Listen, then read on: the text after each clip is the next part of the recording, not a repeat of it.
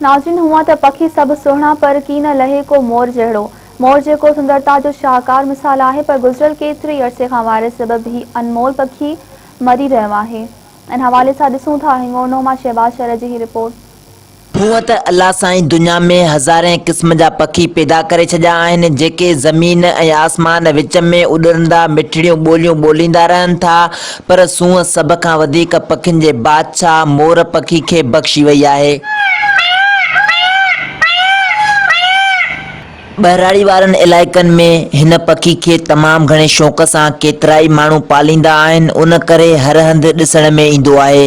पर शहरी माण्हू हिन पखी जी ख़ूबसूरती ऐं मिठड़ियूं ॿोलियूं ॿुधण लाइ चिड़ियाघर जो रुख़ कंदा आहिनि। हिंगोरनो ऐं भरपासे वारनि इलाइक़नि में हिन कुदरती सूंहं रखंदड़ मोर पखी में मूज़ी मर्ज़ फैलिजी वई आहे, जंहिं सबबि केतिराई मोर मरण जो ख़दशो आहे। ज़रूरत उन ॻाल्हि जी आहे त आला इख़्तियारियूं जल्द खां जल्द नोटिस वठी बीमारी जी वैक्सीन कराए धरतीअ जे हुस्न मोर पखी खे मरण खां बचायो वञे। शहबाज शर, मेहरान टीवी, हिंगोरनो।